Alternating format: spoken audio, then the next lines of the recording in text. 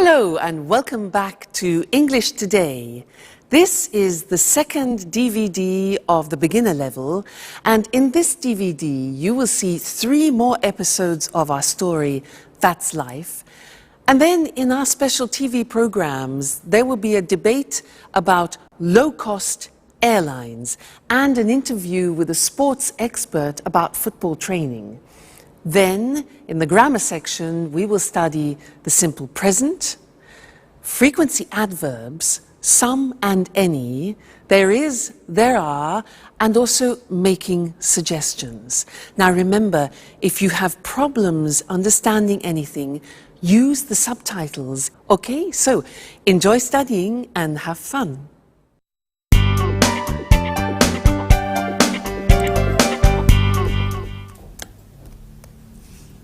Hello, Anne. Oh, it's you, Peter.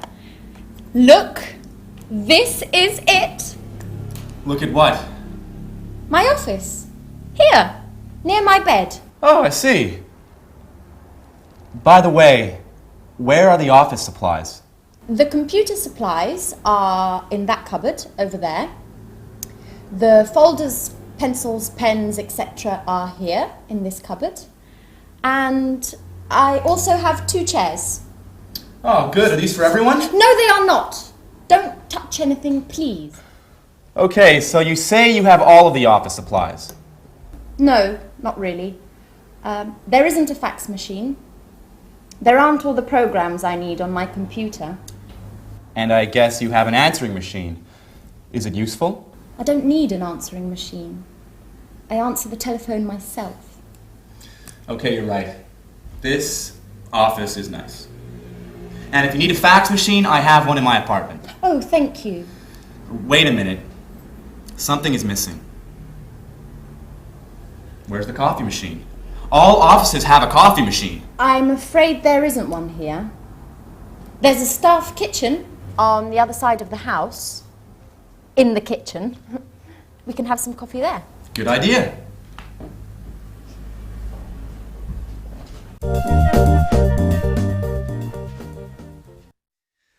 Hello and welcome back to English Today. How are you? Now, in that last episode of That's Life, did you notice that Anne described her office? And the most important thing for Peter was what? The coffee machine. Strange. Now, I want to look at the language that Anne used. She used there is a and there are some. Let me explain that to you. Now, if you have a single object, for example, like a glass, then we say there is a glass on the table, or there is a hat on the table, or there is a computer on the table. Okay? Now that changes when we have more than one object. Like these pens, for example. We say there are some pens on the table. Okay? There are some pens on the table. And therefore, in this example here, books, there are some books on the table. There are some CDs on the table. So you see how it changes. Now, let's go and look at that on the screen. You can see it written. So we said with singular objects, we say there is. The examples are there's a computer in Anne's office. There isn't a fax machine. That's the negative. There isn't a fax machine. There's a table in the studio, and there isn't a coffee machine, which Peter can't believe. Now look at the plural form. We say there are some office supplies in the office, and there are some pens and pencils, okay? And we also use that for the exact number of plural objects. So, for example, there are 2 chairs in Anne's office, and there are 4 pictures, for example, in her studio.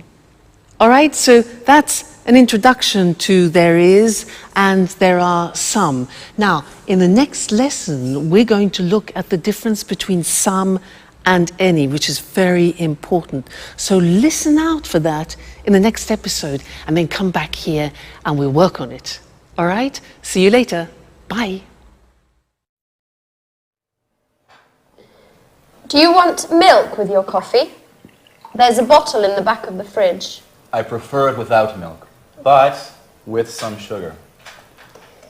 Oh, I'm afraid there isn't any sugar. Well, that's okay. Black coffee is good too. Do you have any of those great cookies? Oh, yes. There are some cookies over here.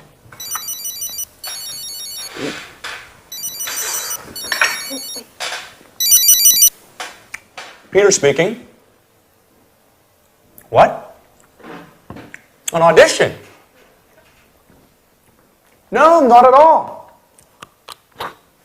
I'm free. Great. Bye.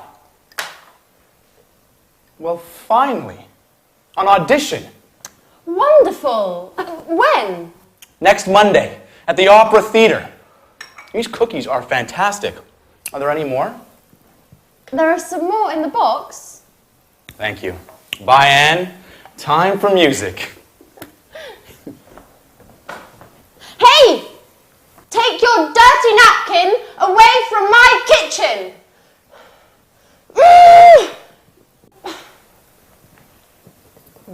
It's nice to have you as my new office neighbour.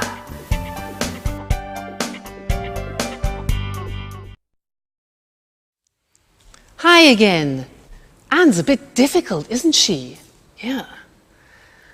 Now this is a lesson about some and any. Remember Peter said, can I have some coffee and some biscuits? Well, I want to talk to you about that right now. Now, in order to understand some and any, we have to understand the difference between countable objects and uncountable objects. So, these things here are ingredients to make a wonderful English lemon cake. Let's divide them into countable objects and uncountable objects. Let's start with these. Now, these are lemons. Countable means you can count them. Uncountable means you can't count them. Can you count these? Yeah, 1, 2. So, these are countable, so there are some lemons. Now, what about these? These are nuts. Can you count these? Yeah, 1, 2, 3, etc. So they are also countable. So we say there are some nuts on the table. Now, what about this? This is marmalade. Now, can you count marmalade? Well, you can count the container, but not the marmalade inside. So this is uncountable, and we say in English, there is some marmalade. It's a singular verb. So we put it here, it's uncountable. Okay? Now, let's look at this. What's this? This is salt. Salt. Now, is this countable or uncountable for you? Countable or uncountable? Well, it is very difficult to count all the little bits of salt. So this is uncountable. We put it here, all right? Now, next thing, these two. Eggs. Countable, uncountable, 1, 2, countable. There are some eggs.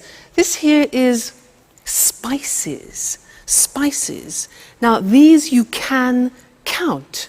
So we say there are some spices.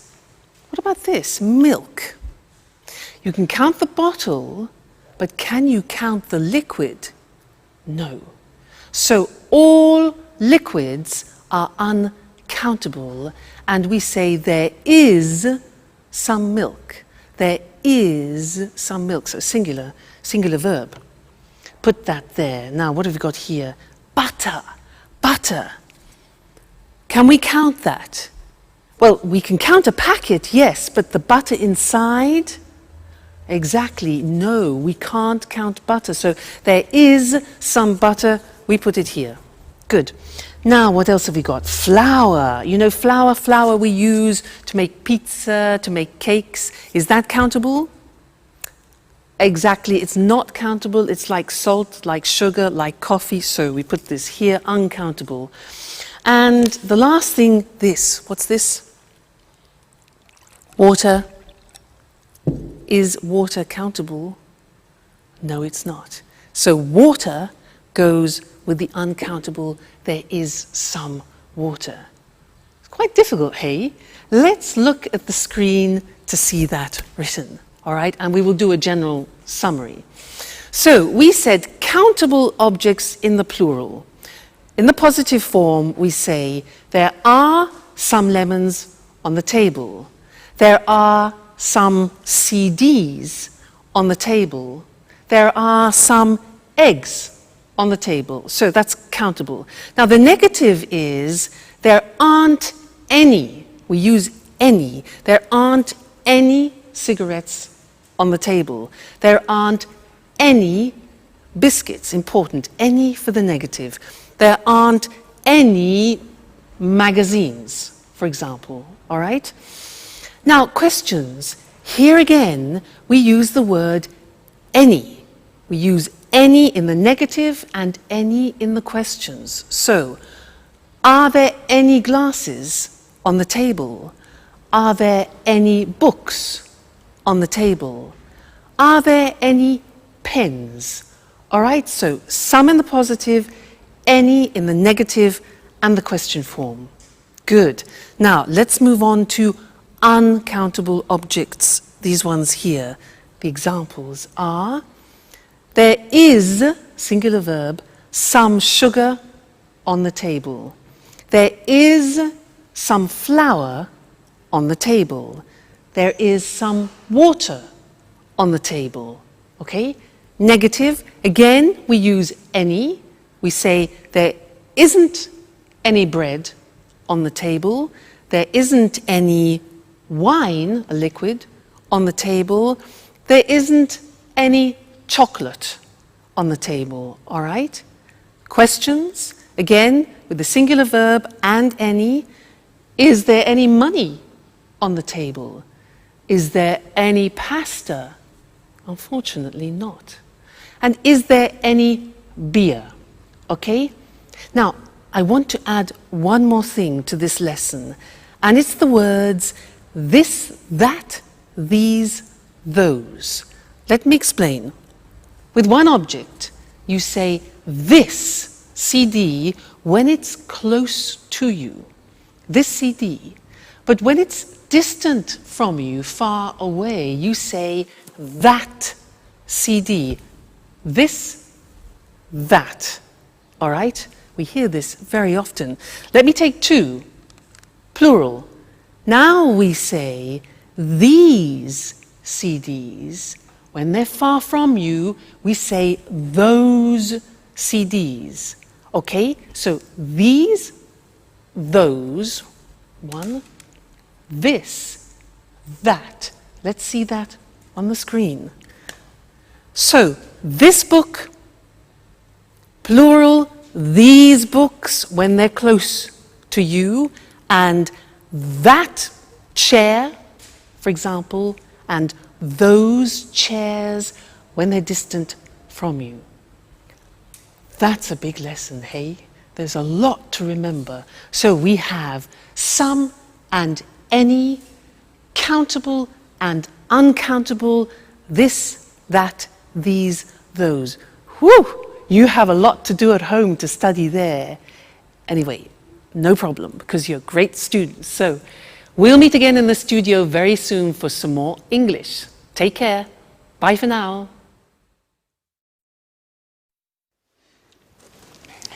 Yes, I always go shopping on Saturdays. The first thing I do on Saturday is drive to the supermarket.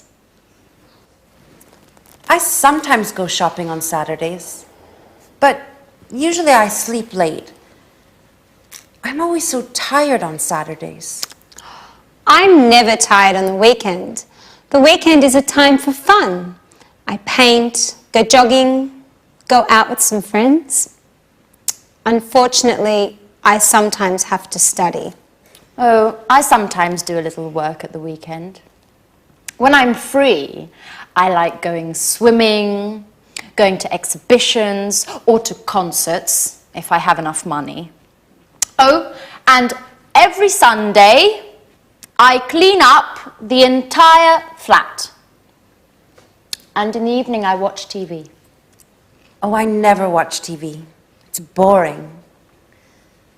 Peter and I like going to the cinema at the weekend. Yes, it's important not to watch too much TV. An hour a day or so, that's enough. Come on, guys. You talk like my grandfather. Work, TV, housework on the weekends. Life is more. I want you to take me to places where young people have fun. Great! Get ready, Grandpa.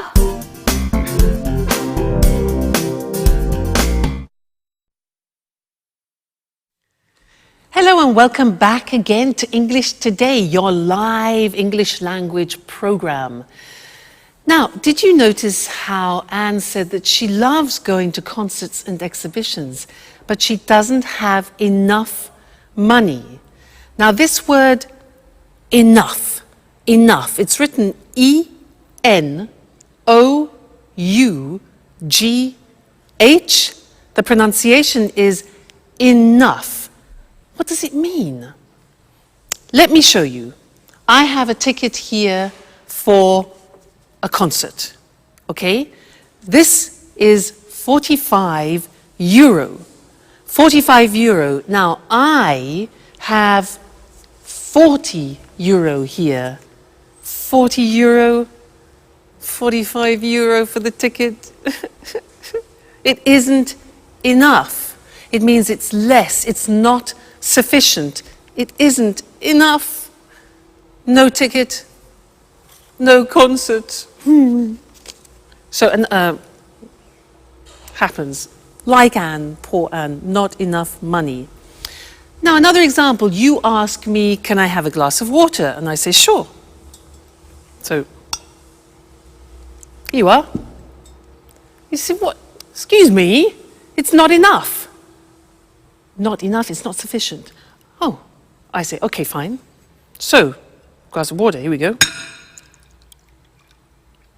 And you say, oh, it's too much. Too much. Now, that is the opposite. When something is in excess, it's too much. Let's go back to the ticket. For example, imagine that the theatre ticket has a discount. Now it only costs 30 euro. 30 euro. I've got 40 euro, which is too much. In excess, too much. But that's great. That's not a problem. That's great. I can go to the concert. Okay? So, that's enough, too much. Now, one more word. It's a small word, and it's so. When do we use so? If I say to you, you are so intelligent, that describes an emphasis. You are so intelligent. You could also say, the glass is so full. Okay? So is to express an emphasis of something. So, we've studied enough, too much, and so. Let's look at those on the screen now to help you, okay? Enough, pronunciation, enough, when something isn't sufficient. There isn't enough water in the glass. There isn't enough money. Then we can also use it with an adjective. The glass isn't full enough. After an adjective, it isn't full enough. Let's move on to too when we talk about something in excess. So, there's too much water in the glass. There's too much money. Great. There are too many coins. Now, many is because we use it with countable things. There are too many coins. We can use it with an adjective. For example, the ticket is too expensive. The glass is too full. All right? Then the last thing was so. When you want to emphasize something, the ticket is so expensive. The glass is so full, or you are so intelligent. Fantastic. So that's the end of this lesson. Remember, enough, too much or too many, and so. That's it for now, and I'm going to see you again extremely soon. Take care. Bye.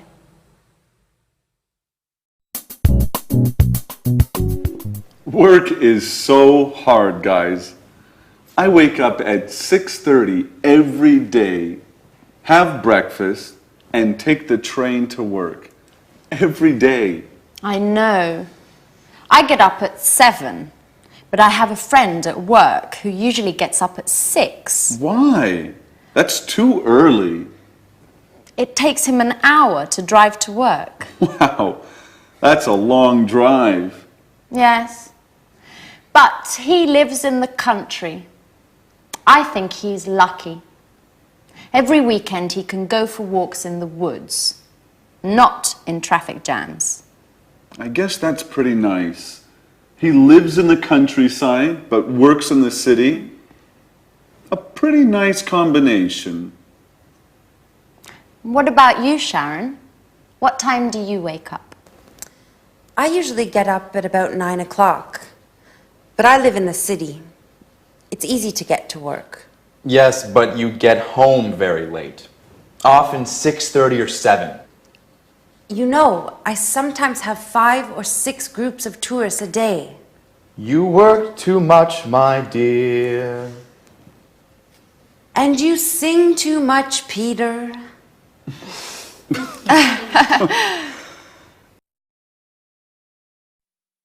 Hello again, and how are you? Now, from that last conversation, we learned that Sharon works too much and Peter sings too much. How about you? Do you work too much? What time do you get up in the morning? 6:45? 7 o'clock? 7:15? 7:30? Well, I'm going to describe my typical day, and I'm going to use the simple present to do that. All right? Well, first, I wake up at 6:45, but I don't get up. I listen to the radio and I listen to the news. Then after I slowly get up, that's difficult, and I take a shower. I take a shower. I get dressed, and then I go for a walk with Suki. Then we have breakfast together. She has dog biscuits, and I have toast, marmalade, and butter. Then I go to work on my scooter. Now, my boyfriend has a different day because he goes to work at 8 o'clock at night. Remember, he's a jazz musician.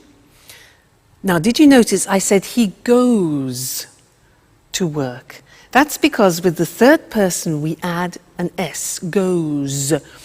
He goes to work at 8 o'clock and he comes home at 3 o'clock in the morning because he plays jazz concerts. Then he goes to bed and he gets up at lunchtime at 1 o'clock. So we meet at dinner, which is, we don't have much time together. But that's life. Now that was the simple present tense, and now we're going to see that on the screen. Very, very important, this grammatical form. So, I work, you work, he, she, it works, she works, it works, we work, you work, they work. Now, very often you forget to put the S on the third person, so I have another teaching assistant who will help you to remember, Mr. Snakes. He is here to help you remember to put the S on the third person. So listen, I work at home, you work every day, he works at night, she works in an office, it works all week, we work together, you work full-time, they work at weekends. So remember, it's not difficult, the simple present in English. I work, you work, he works, she works, it works. Don't forget, Mr. Snake, don't forget the S, the third person. All right? Good. Now, listen to the next episode and try and pick out words like often, sometimes, occasionally, because we're going to study those next. All right? Go and have some fun. Bye. Alice, I bet you don't wake up at 6 o'clock every day. Tell us something about your typical day at university. Well, I sometimes have classes in the morning, but I usually have classes in the afternoon. On Mondays, I always attend lectures in the morning. And where do you study? I usually study in the library, but I sometimes study at home too, when I don't have classes in the morning. My friend David also studies at your university. Do you remember him? David Leary?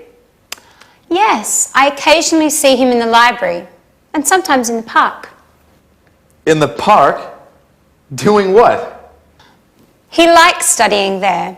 He takes his books, finds a nice park bench and reads there.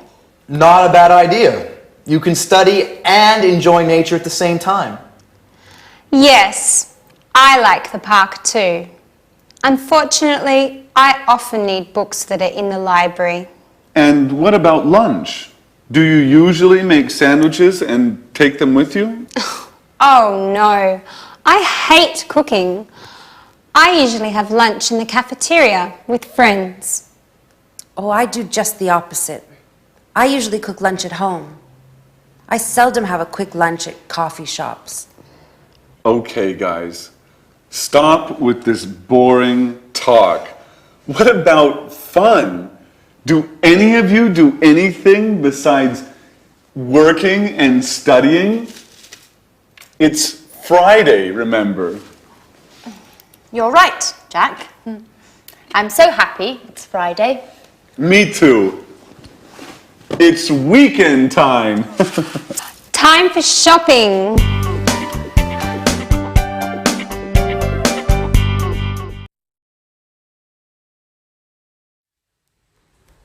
Jack really knows how to provoke Anne, doesn't he? Did you notice those words? Sometimes, always, occasionally? Because we're going to study those now.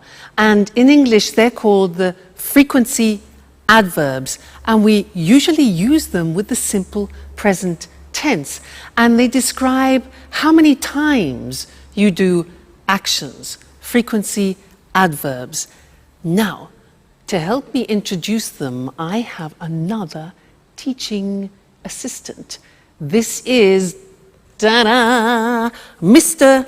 Dinosaur. Mr. Dinosaur is here to help you with the frequency adverbs. Dinosaur, D-I-N-O-S-A-U-R. Now, let's see at the screen how Mr. Dinosaur is going to help you. Well, look at the screen. Now, we're talking about adverbs of frequency, things which describe how often you do something, like habitual actions. Dinosaur. Look at the screen. We have D-I-N-O-S-A-U-R. Now these letters represent a frequency adverb. Let's see if you can find them. What do you think O is? When you do something a lot. Yeah, often. O is often. What about N? When you do, N is never. Good. N is never. What about A? Something that you do a lot. A is always. Good. What about S? S is sometimes. Very good. Sometimes. Now, U is for usually. Usually, it's a habit. What about R? R stands for rarely. That's difficult to pronounce. Rarely. And the last one, look at the top. We've got D. Monday, Tuesday, Wednesday, Thursday, Friday, Saturday, Sunday is, a bit strange this, every day. All right, so those are the main frequency adverbs. Every day, never, often, sometimes, always, usually, rarely. You notice sometimes is also the same as occasionally, and rarely, another way to say rarely is seldom. Okay, now the important thing about Mr. Dinosaur and the frequency adverbs is where to put them in the sentence. Now, look at the examples. We put them in front of the main verb. So, I never go out. You always arrive late. He usually gets up at 7. She rarely plays tennis. It often rains in England. We sometimes watch TV. You occasionally drink wine. And the last one is different. Every day they drive to work. Usually every day we put at the beginning. But the others are always before the main verb and after the subject. Now, one problem. There is an exception to the rule, which is typical of the English language. And what is the exception? The exception is the verb to be. The verb to be is always an exception in English. Let's see how that works. Look at the example. He isn't often late. We are sometimes in a hurry. You see the position. The position of the frequency adverb is after the verb to be, not before. And that's the rule. So he isn't often late. We're sometimes in a hurry. They're never at home. And I'm always tired. So those are the frequency adverbs, very important, and we use them to describe our habitual actions. Now, in the next episode of That's Life, listen for this word, enough. Enough. It's a very strange word, because we're going to talk about that in the next lesson here in the studio. So, go and see That's Life. Bye.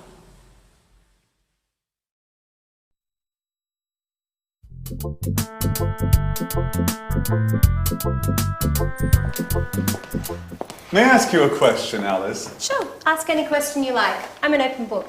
Do you have a boyfriend? Well, I go out with some boys, but that's nothing serious. According to my birth chart, I need some Taurians. But that's not easy now that Saturn is in Leo. I see. Anyway, I think you have a strange relationship with boys. Oh no, I like boys very much. They're great at carrying packages. You're exceptional. Thanks, Jack. But now, stop talking about me. Let's talk about you. What do you think of me? No, really. I'm curious. What do you do at work? Oh, nothing special. You know Speedmaster, the sporting goods factory. Yeah, sure. They produce wonderful running shoes. What department do you work in? I'm a sales manager. Last month they gave me a promotion, and now I am responsible for Southern Europe. That's why I moved here. Wow, that's really interesting. You must be very good at work. What exactly do you do? Oh, basically I look for new clients and keep them informed about new product lines and take care of their requests. What kind of requests do they have? Oh, they often ask questions about new models and prices. What do you do if they want a discount? Well, basically I don't get mad. I listen to them and then I tell them no. Well, seriously speaking, it depends. Each client is different. If they're important, I try to make an agreement with them. Hi, Anne. Hi, Sharon. Where's Peter? Oh, Peter's preparing his audition. Well, tell Peter I wish him good luck. Do you really care? Hello and welcome back to English Today for some more live English. Now, Jack, does he really care for Sharon? I think he does. Let's ask Mr. Monkey. Mr. Monkey, does Jack really care for Sharon? Mr. Monkey. Yes, he agrees, he cares. Now, in that episode there were a lot of questions and I want to practice that with you now. And to do that we are going to have a quiz. I am going to change profession. I am no longer an English teacher. I have a different job. I will ask 10 questions. I will give the answers and you must guess my new job. Now, if you guess it correctly, I will play a flight for you to go to London for a romantic weekend. How about that? Flight to London? So 10 questions. Listen carefully. Number 1. Do I work in an office? No, I don't. Number 2. Do I work outside? Well, yes, actually, I do sometimes work outside. Next. Do I have special qualifications? Oh yes, I have special qualifications for my job. Okay, next one. Do I work at weekends? Yes, I do actually. Most weekends I work. So, I don't work in an office. I work outside sometimes. I have special qualifications and I work at weekends. Okay, next one. Do you travel a lot? Oh yes, I travel everywhere. I travel to America, to the Far East, around Europe, a lot. Do you earn a lot of money? Oh yes, I earn a lot of money. Next question. Do you use your hands when you work? Yes, I do. I use my hands and I also use my feet. Very important. Next one. Do you work with other people? Yes, that's very important. I work with other people. All right, next one. Do you use music in your job? Music? Yes, now music is very important for me, music. And the last question, do you wear special clothes? Well, yes. For my job, I have special clothes, I have special shoes, particular shoes, and I do my hair in a special way. So, I use my hands and my feet. I work with other people. I use music. I earn a lot of money. I wear special clothes. And I travel a lot. So what's my job? No. No. No. It's difficult. Shall I tell you? I'm a prima ballerina. I won, you lost. No London, no flight to London. Next time, there'll be another quiz. All right, good. So let's look at the grammar that we've just used for asking questions, okay? Now, we have the question form with the question word like when, the auxiliary, do, I, the subject, and then arrive, which is the verb. So, when do I arrive? Okay, that's a typical question in the simple present. Look at the next one. What do you do at work? What do you do? Next one, now this is important and we need Mr. Snake because it's who does he work with? Remember, does, third person, the S, do becomes does. So who does he work with? Next one, why does she study? Third person. How much does it cost? Again, third person, it. When do we leave? Where do we live? And how do they speak English? Okay, so remember, third person does is the auxiliary plus the infinitive. All right, so those are the English question forms. Now, in the next episode, listen out for the negative form, and then we'll study that together. Okay, so have fun studying, and I'll see you again very soon. Bye. Oh, girls, we're talking about jobs. Tell me about your job, Sharon. What do you do at the moment? That's an interesting question. Really? Why do you say that? Well, you know I have a degree in archaeology, but now I'm doing something quite different. Do you have a part-time job? No, unfortunately, it's a full-time job. I work for a travel agency. Oh, what do you do? I give tours around the city. I bring tourists to monuments and museums and other interesting places. Oh, that's nice. Could I have you as a tour guide for one day? I'm sorry. I only work with groups, usually with Japanese people. Oh, well, I'm a black belt in karate. Very funny, but it's not enough. It's too bad. Anne, stop cleaning for a moment. Sit down and tell me about your job. Okay. I work in a publishing company. Oh, so you work with famous writers? Not exactly.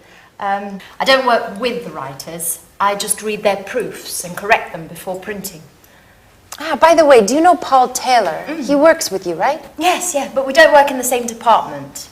He works in the advertising department. But we are good friends. Every weekend we play tennis together. Play tennis? I'm jealous. Do you play tennis too? Do you want to play with us? Well, just joking. I don't play tennis that well. Only karate.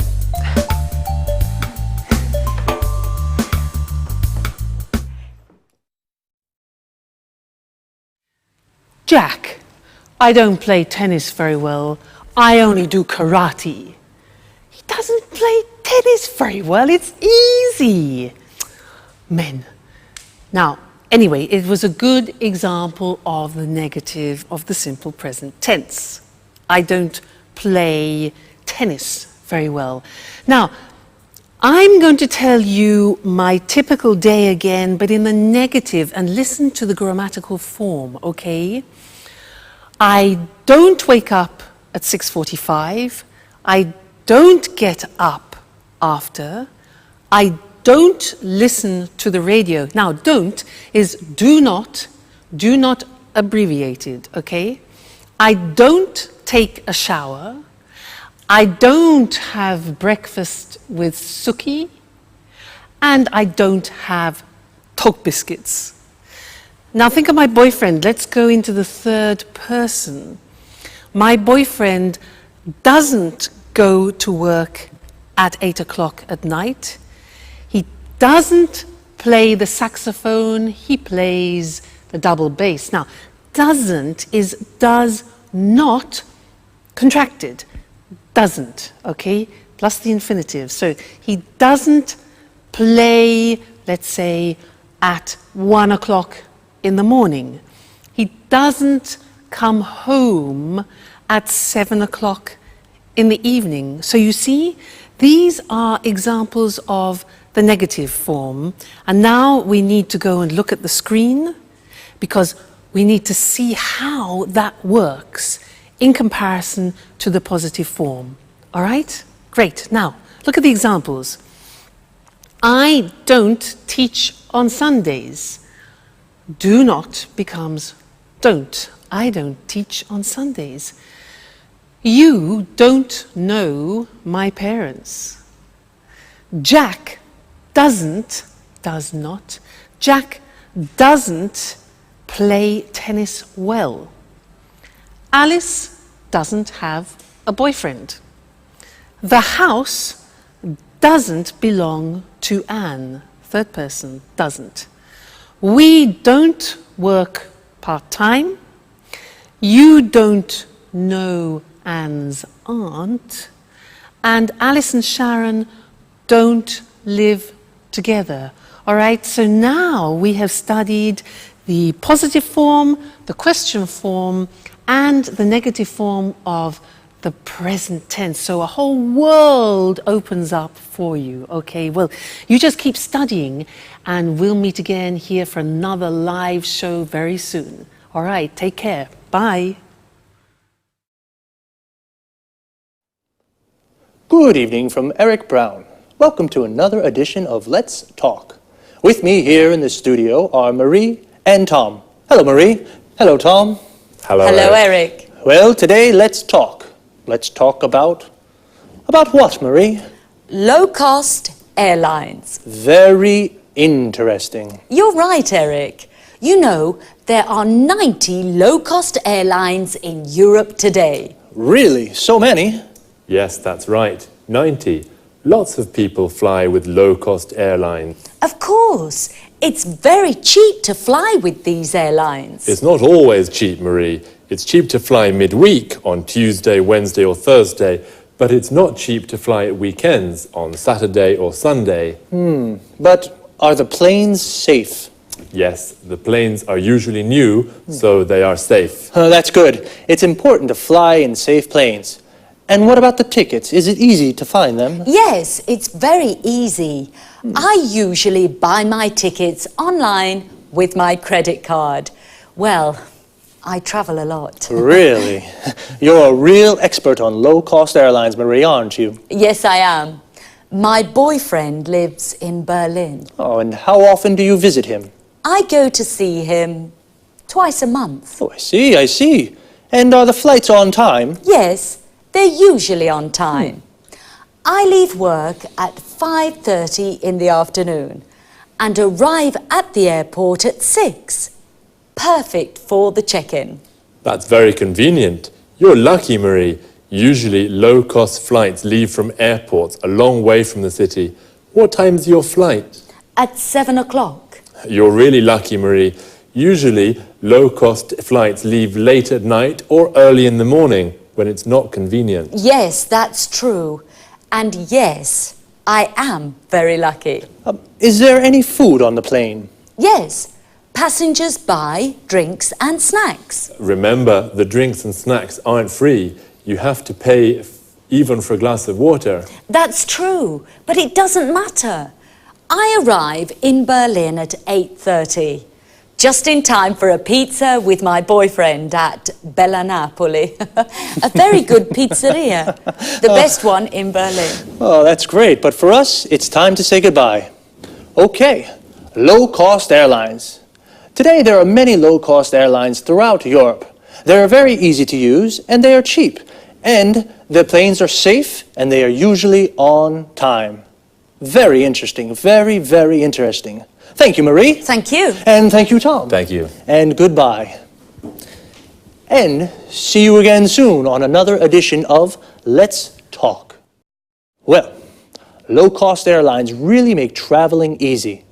For many people, flying is very simple, like taking a bus. Now let's take a look at some very useful vocabulary and expressions you just heard. The check-in is the place where you show your passport and leave your luggage. In English, it is also a verb. We say, I check in at 7, or where's the check-in for Berlin? When we talk about cheap prices, we mean it doesn't cost very much, and expensive means it costs a lot. My ticket to Berlin is 600 euros. It's expensive. Your ticket is 100 euros. It's cheap. Her ticket is 30 euros. That's very cheap. To say what airline we use, we say fly with, followed by the name of the airline. I fly with Air Liverpool, or the type of airline. I fly with low-cost airlines. And what about when you want to ask if the plane is late? We can say, are the flights on time? If the flight is at 7 and it goes at 7, it is on time. But if the flight is at 7 and it goes at 10, it's late. Marie said, I buy my tickets online. This means she uses the internet to buy her ticket. What other things can you do online? Here are some examples. I reserve hotel rooms online. I don't call the hotel on the phone to reserve a room. I use the internet. I check my bank account online. I use the internet to see how much money I have in my account. I pay my bills online. I use the internet to pay the electricity bill, the water bill, the gas bill. Wow, we can really do a lot of things online. Okay, just 2 more things before we say goodbye. The first is frequency. When we say how often we do something, I asked Marie, how often do you visit him? And she said twice a month. Twice a month means 2 times in a month. Once a month means 1 time in a month. But when we do something more than 2 times, we say 3 times a month, 4 times a month, etc. Even if we change the period of time, the structure of frequency remains the same. For example, we can say once a day, twice a week. But remember, we say 3 times a year, 4 times a week. One last thing. Notice the preposition after arrive. When we arrive in a place like a station, airport, shop, we say, I arrive at the airport at 6. But when we arrive in a city or country, we say, I arrive in Berlin at 8:30. So, we say, I arrive at the station, I arrive at the airport, but I arrive in London or I arrive in Madrid. That's about it for now. Take care and see you soon. Good afternoon to everyone. Welcome to Sports Special, the program dedicated to all sports and all sports fans. I'm Eric Brown. In the studio with me is John Forbes, our sports expert. Well, John, what are you talking about this afternoon? Football. Great! My favorite sport. It's not only your favorite sport, Eric. Millions of people love football. Of course. It's a fantastic game, the best in the world. Well, maybe, but remember, Eric, football isn't only about fame, success, and money. Oh, a lot of money. Professional footballers earn millions of euros. That's true, but football is also about hard work, fitness training, stretching, and jogging almost every day. Really? How often do professional players train? They go jogging every day at 8 in the morning, and then they work out in the gym. Ah, so much exercise. And that's not all. Really? What do you mean? Well, they also practice football 3 or 4 times a week with the team. And where do they train? They usually do fitness training at the football ground. First they do stretching, then they practice shooting. Is the coach with them during the training? Yes, of course. The coach is very important for the team. He shows the players good techniques for passing, dribbling and heading. and he decides who plays in the matches. How many matches are there in a football championship?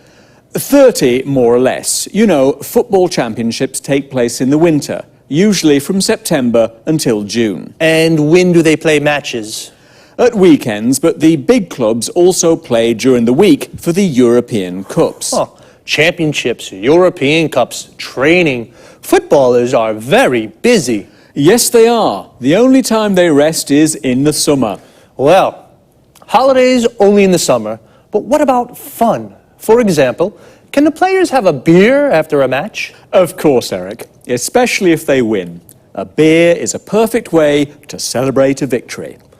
Well, a footballer's training routine is very hard, but it is very rewarding too.